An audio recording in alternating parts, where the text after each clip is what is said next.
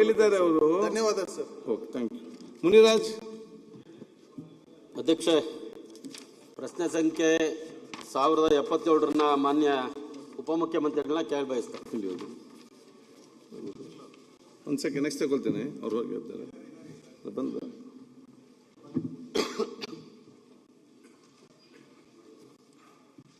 ಬಂದ್ರು.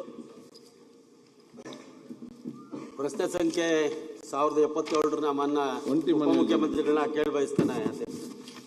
ಅಧ್ಯಕ್ಷ, ಉತ್ತರವನ್ನು ಒದಗಿಸಲಾಗಿದೆ. ಅಧ್ಯಕ್ಷ, ಉತ್ತರ ಒದಗಿಸಿದ್ದಾರೆ. 10 ತಿಂಗಳಾಗಿದೆ. ಒಂಟಿ ಮನೆ ಅಂತೇಳಿ BBMPಯಿಂದ 5 ಲಕ್ಷ ರೂಪಾಯಿ ಫಲಾನುಭವಿಗಳಿಗೆ ಕೊಡ್ತಾರೆ. ಫೌಂಡೇಶನ್ ಹಾಕಿದರೆ 1.25 ಲಕ್ಷ, ಟಿಂಟಲ್ ಹಾಕಿದರೆ 1.25 ಲಕ್ಷ, ರೂಪ್ ಹಾಕಿದರೆ 1.25 ಲಕ್ಷ, ಪೂರ್ತಿ ಫಿನಿಶ್ ಮಾಡಿದ್ಮೇಲೆ 1.25 ಲಕ್ಷ, 5 ಲಕ್ಷಗಳು ಕೊಡ್ತಾರೆ. ಅಧ್ಯಕ್ಷ, ಫೌಂಡೇಶನ್ಗೂ ಕೊಡಲಿಲ್ಲ, ಲಿಂಟ್ಲಿಗೂ ಕೊಡಲಿಲ್ಲ, ರೂಪ್ಗೂ ಕೊಡಲಿಲ್ಲ, ಫಿನಿಶ್ ಆದ್ರೂ ಇನ್ನೂ ಕೊಟ್ಟಿಲ್ಲ. ಅವರು BBMPನ ಅಲದು ಫಲಾನುಭವಿಗಳು ಏನು ಸರಿಯಾದ ಉತ್ತರ ಸಿಗ್ತಾ ಇಲ್ಲ. ಹಣ ಇಟ್ಟಿದಾರಾ ಇಲ್ವಾ ಏನೂ ಇಲ್ಲ. ಇದು 23, 24, 24, 25ನೇ ಸಾಲಿಂದ. ಅವರು ಬಡವರು ಕಾಯ್ಕೊಂಡಿದ್ದಾರೆ. ಒಂದು ಫೌಂಡೇಶನ್ ಹಾಕಿ ಕೆಲವರು ಬಿಟ್ಟಿದ್ದಾರೆ, ಕೆಲವರು ಫಿನಿಶ್ ಮಾಡಿದ್ದಾರೆ. ಇದುವರೆಗೂ ಹಣ ಕೊಟ್ಟಿಲ್ಲ. ಯಾವಾಗ ಆ ಫಲಾನುಭವಿಗಳಿಗೆ ನಿಖರವಾಗಿ ಹಣ ಕೊಡ್ತೀರಾ ಅಂತ ಮಾನ್ಯ ಉಪಮುಖ್ಯಮಂತ್ರಿಗಳಿಗೆ ತಿಳಿಸ್ಬೇಕು. ಇಲ್ಲ ಅದಕ್ಕೂ ಹಣ ಇದೆಯಾ ಇಲ್ವಾ, ಸರ್ಕಾರದಲ್ಲಿ ಹಣ ಇಟ್ಟಿದಾರಾ ಇಲ್ವಾ ಅನ್ನೋದನ್ನ ತಿಳ್ಕೊಂಡು, ಇಲ್ಲ ಯಾಕೆ ತಡ ಆಗಿದೆ, ಯಾರಿಂದ ತಡ ಆಗಿದೆ, ಅಧಿಕಾರಿಗಳು ಬೇಜವಾಬ್ದಾರಿತನ. ನಮ್ಮ ಕ್ಷೇತ್ರನ 2 ಭಾಗ ಮಾಡಿದ್ದಾರೆ. ಒಂದು RR ನಗರಕ್ಕೆ ಹೋಗ್ಬೇಕು ಕೆಲವರು, ಇನ್ನು ಕೆಲವರು ಯಲಹಂಕಕ್ಕೆ ಹೋಗ್ಬೇಕು. ಇವರು ಸುತ್ತಾಡಕ್ಕೆ ಆಗಲ್ಲ ಅಧ್ಯಕ್ಷೆ. ಬಹಳಷ್ಟು ಸಮಸ್ಯೆ ಇದೆ. ಈ ಬಡವರಿಗೆ ಕೊಡೋದಾದ್ರೂ ಸರಿಯಾದ ಸಮಯ ಕೊಟ್ರೆ ಅವರೊಂದು ಗೂಡು ಮಾಡ್ಕೊಂತಾರೆ. ನಿಮ್ಮ ಹೆಸರು ಹೇಳಿ ಮಂತ್ರಿಗಳು. ಅದಕ್ಕೋಸ್ಕರ ಯಾವಾಗ ಕೊಡ್ತೀರಾ, ಏನ್ ಮಾಡ್ತೀರಾ ಅದನ್ನ ಕರೆಕ್ಟ್ ಆಗಿ ನಿಖರವಾಗಿ ಉಪಮುಖ್ಯಮಂತ್ರಿಗಳು ತಿಳಿಸ್ಬೇಕು ಅಧ್ಯಕ್ಷ. ಅಧ್ಯಕ್ಷೆ, ನಮ್ಮ ಮುನ್ರಾಜ್ ಅವರು ಒಳ್ಳೆ ಪ್ರಶ್ನೆ ಖಂಡಿತ ಹೇಳಿದ್ದಾರೆ. ನನ್ನ ಗಮನ ಸೆಳೆದಂಗೆ ಇದ್ರ ಬಗ್ಗೆ ಬಹಳ ಶಾಸಕರೆಲ್ಲ ಚರ್ಚೆ ಮಾಡ್ತಾ ಇದ್ರು ಬೆಂಗಳೂರು ಸಿಟಿಲಿ. ಈ ಒಂಟಿ ಮನೆ ಅನ್ನೋದು ಬೆಂಗಳೂರು ಸಿಟಿಲಿ ಮಾತ್ರ 5 ಲಕ್ಷ ರೂಪಾಯಿ ಕೊಡುವಂಥದ್ದು ಒಂದು ಸ್ಕೀಮ್ನ 2019ರಲ್ಲಿ ಪಾಸ್ ಮಾಡೋದು. ನಿಮ್ಮದೇ ಸರ್ಕಾರ ಬೇಕಾದ್ರೆ ಪಾಸ್ ಮಾಡೋದು. ಇದು 600 ಸ್ಕ್ವೇರ್ ಫೀಟ್ ಇರಬೇಕು. 600 ಸ್ಕ್ವೇರ್ ಫೀಟ್ ಇರೋರಿಗೆ ಕೊಡ್ತಾರೆ. ಒಂದು 3 ಲಕ್ಷ ರೂಪಾಯಿ ಇನ್ಕಮ್ ಇರಬೇಕು. ಸೊ ಅವನಿಗೆ ಮನೆ ಇರಬಾರ್ದು, 3 ವರ್ಷ ಬೆಂಗಳೂರಲ್ಲಿ ಇರಬೇಕು. ಇದು ಅವ್ರಿಗೆ ಎಲಿಜಿಬಿಲಿಟಿ. ಇದು ಯಾಕೆ ಡಿಲೇ ಆಯಿತು ಅಂದ್ರೆ ಮೊದಲೆಲ್ಲ ಮೊಬೈಲ್ ಇದರಲ್ಲಿ ಕೊಡ್ತಾ ಇದ್ರು, ಓಲ್ಡ್ ಮೆಥಡ್ ಅಲ್ಲಿ ಕೊಡ್ತಾ ಇದ್ರು.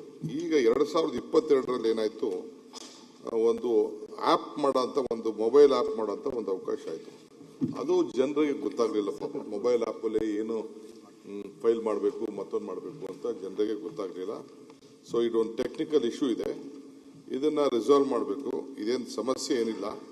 2025ರಲ್ಲಿ ಈಗಾಗಲೇ ನಾವು ಈಗ 49ಕ್ಕೆ ಇವ್ರ ಕ್ಷೇತ್ರದಲ್ಲೇ 49 ಕೊಡಲಿಕ್ಕೆ ಫೈಲ್ ರೆಡಿ ಆಗಿದೆ.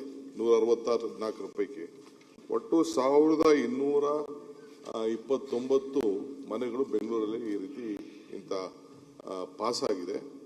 ಸೊ ಅದಕ್ಕೆ ಮೊಬೈಲ್ ಆ್ಯಪ್, ಅದಕ್ಕೆ ನಾನೀಗ ಆಫೀಸರ್ಸ್ ಹತ್ರ ಈಗ ಅದನ್ನೇ ಮಾತಾಡ್ತಾ ಇದ್ದೆ ನಾನು.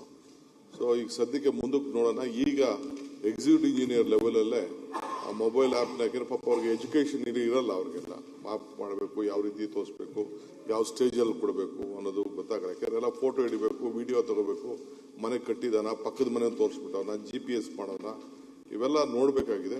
ಸೊ ಈಗ ಸದ್ಯಕ್ಕೆ ತಮ್ಮ ಒತ್ತಡದ ಮೇಲೆ ಇದನ್ನ ಓಲ್ಡ್ ಸಿಸ್ಟಮ್ ಅಲ್ಲೇ ಎಕ್ಸಿಕ್ಯೂಟಿವ್ ಇಂಜಿನಿಯರ್ ಲೆವೆಲಲ್ಲೇ ಬಿಲ್ನ ಇಶ್ಯೂ ಮಾಡೋಕ್ಕೆ ತೀರ್ಮಾನ ತೆಗೆದುಕೊಳ್ಳಿ. ಇಲ್ಲ ಅಧ್ಯಕ್ಷ, ಇದು ಉಪಮುಖ್ಯಮಂತ್ರಿಗಳು ಹೇಳಿದ್ ಕರೆಕ್ಟು. ಮೊದಲೆಲ್ಲ ಆನ್ಲೈನಲ್ಲಿ ಅರ್ಜಿ ತಗೊಂತಿದ್ರು, ಕಟ್ಟಿರೋ ಮನೆಗೂ ತಗೊಂಡ್ಬಿಡ್ತಾ ಇದ್ರು.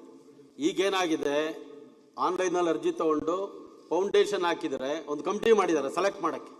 ಈ ಫಲಾನುಭವಿಗಳನ್ನ ಸೆಲೆಕ್ಟ್ ಮಾಡೋಕ್ಕೆ joint commissioner, executive engineer, chief engineer, ಸ್ಥಳೀಯ ಶಾಸಕರು ಎಲ್ಲರೂ ಸೇರಿ ಒಂದು ಸಮಿತಿ ಮಾಡಿದ್ದಾರೆ. ಆ ಸಮಿತಿಯಲ್ಲಿ ಪಾಸ್ ಆದವರು ಫೌಂಡೇಶನ್ ಹಾಕಿದರೆ ಅಲ್ಲಿ ಲೋಕಲ್ನ AEE ಮತ್ತು ಎಕ್ಸಿಕ್ಯೂಟಿವ್ ಇಂಜಿನಿಯರ್ ಹೋಗಿ ಫೋಟೋ ಹಿಡಿದು ಅಲ್ಲೇ ಅಪ್ಲೋಡ್ ಮಾಡಬೇಕು. ಅಲ್ಲೇ ಅಪ್ಲೋಡ್ ಮಾಡಿದ್ರೇ ಅದು ಪಾಸ್ ಆಗೋದು ಬಿಲ್ಲು. ಆ ಸಿಸ್ಟಮ್ ಎಲ್ಲ ತಂದಿದ್ದಾರೆ. ಈಗ ಇದರಲ್ಲಿ ದುರುಪಯೋಗ ಆಗಬಾರ್ದು ಅನ್ನೋ ದೃಷ್ಟಿಯಿಂದ ಇಲ್ಲಿ ನಮ್ಮಲ್ಲಿ 134ರಲ್ಲಿ ಸುಮಾರು 100 ಫಿನಿಶ್ ಆಗಿದೆ. ಹೋಗಿ ಫೋಟೋ ಹಿಡಿಯೋಕ್ಕೆ ನಮ್ಮಲ್ಲಿ ಎಕ್ಸಿಕ್ಯೂಟಿವ್ ಇಂಜಿನಿಯರ್ ಇಲ್ಲ, AEE ಇಲ್ಲ, 11 ಜನ AE ಇಲ್ಲ. ಇದು ಸಮಸ್ಯೆ. 11 ಜನ AEಗಳು ಶಾರ್ಟೇಜ್ ಇದ್ದಾರೆ. ವಾರ್ಡಲ್ಲಿ ಹೋಗಿ ಫೋಟೋ ಹಿಡಿಯೋಕ್ಕೆ ಆಗಲ್ಲ. ಎಕ್ಸಿಕ್ಯೂಟಿವ್ ಇಂಜಿನಿಯರು 9 ಜನ ಚೇಂಜ್ ಆಗಿದ್ದಾರೆ 2.5 ವರ್ಷದಲ್ಲಿ, ಇವಾಗಲೂ ಇಲ್ಲ ಯಾರೋ ಇನ್ಚಾರ್ಜ್ AEE. ಈ ಪರಿಸ್ಥಿತಿಯಲ್ಲಿ ಆ ಕಾರ್ಪೊರೇಷನ್ಗಳು ಯಾವ ರೀತಿ ಕೆಲಸ ಮಾಡ್ತದೆ? ಅದಕ್ಕೋಸ್ಕರ ದಯಮಾಡಿ ಮುಖ್ಯಮಂತ್ರಿಗಳು ಬೆಂಗಳೂರಿನ ಸ್ವಲ್ಪ ವಿಶೇಷ ಗಮನ ಕೊಟ್ಟು ಇಂಥದ್ದನ್ನೆಲ್ಲ ತ್ವರಿತವಾಗಿ ಆ ಬಡವರಿಗೆ ಅಂತ ವ್ಯವಸ್ಥೆ ಮಾಡಬೇಕು ಅಂತ ನಾನು ನಿಮ್ಮಲ್ಲಿ ವಿನಂತಿ ಮಾಡ್ತೀನಿ. ಸರ್ ಒಂದು ನಿಮಿಷ ಇರಪ್ಪ ಒಂದು ನಿಮಿಷ ನನ್ನ ಕಾನ್ಸ್ಟಿಟ್ಯೂನ್ಸಿ ಹೇಳ್ಬಿಡ್ತೀನಿ. ಆಯ್ತು, ಒಂದೇ ಅಲ್ಲ, ಬೇರೆ ಬೇರೆ ಕಾನ್ಸ್ ಆಗಲಿ ಚರ್ಚೆ ಆಗುದು. ನಮ್ಮೂರ್ದು ಕೂತ್ಕೊಳ್ಳಿ, ಇಲ್ಲ ಕೂತ್ಕೊಳ್ಳಿ, ಮಾತಾಡ್ಬೇಡಿ. ನೀವು ಕೂತ್ಕೊಂಡು ಮಾತಾಡಿ, ಅಭ್ಯಾಸ ಮಾಡ್ಕೊಳ್ಬೇಡಿ. ನೀವು ರಾಮಮೂರ್ತಿ ಅವರೇನು ಎತ್ತು ಕೂತ್ಕೊಳ್ಳಿ, ನಾವು ಹೇಳ್ದಾಗ ನೀವು ಇಲ್ಲಿ ಕೂತ್ಕೊಳ್ಳಿ. ಒಂಟಿ ಮಾಡಿ ನಮ್ಮ ಕಾನ್ಸ್ಟಿಟ್ಯೂನ್ಸಿ ಇದೆ. ಆಯ್ತು, ನಮ್ಗೆ ಗೊತ್ತಾಯ್ತು, ಕೂತ್ಕೊಳ್ಳಿ. ಅಧ್ಯಕ್ಷರೇ, ಅವ್ರು ಹೇಳೋದ್ರಲ್ಲಿ ರೀಸನಬಲ್ ಇದೆ. ಬಟ್ ಏನಪ್ಪಾ ಅಂದ್ರೆ ನಾವು ಸಿಸ್ಟಮ್ನ ಮೊಬೈಲ್ ಆ್ಯಪ್ ಅಂತ ಮಾಡಿಬಿಟ್ರು ಪಾಪ ಇವ್ರಿಗೆ ಬಡವರಿಗೆಲ್ಲ ಗೊತ್ತಾಗಲ್ಲ. ಆ ಮೊಬೈಲ್ ಆ್ಯಪು ಯಾವ್ದಾದ್ರು ದೊಡ್ಡ ಇದಕ್ಕೆ ಬಂತು. ನಾನು ಹೆಂಗಿದ್ರು ಈಗ ಇನ್ನೊಂದು ವಾರದಲ್ಲೇ ಎಲ್ಲ MLAsನ ಈ ಬಜೆಟ್ ಬೇರೆ ಮಾಡಬೇಕಲ್ಲ, ಅದಕ್ಕೂ ಒಂದು ಮೀಟಿಂಗ್ ಕರೀತಾ ಇದ್ದೀನಿ. ಇದು ನಿಮ್ಮ ಎಕ್ಸಿಕ್ಯೂಟಿವ್ ಕಮಿಟಿ ಮೀಟಿಂಗ್ ಕರಿಬೇಕು MLAಗಳಿಗೆ. ಆಗ ಇನ್ನೇನಾದ್ರು ಯಾವ್ದಾದ್ರು ಸಿಸ್ಟಮ್ ಇದ್ರೆ ನೀವು ಮಾಡಿ. ಅವ್ರದ್ದು ಟ್ಯಾಕ್ಸ್ ವಿಚಾರ ಇದೆ, ನಿಮ್ದು ಒಂದು ಪ್ರಶ್ನೆ ಇದೆ, ಅದು ನಾನು ಆಮೇಲೆ ಉತ್ತರ ಕೊಡ್ತೀನಿ.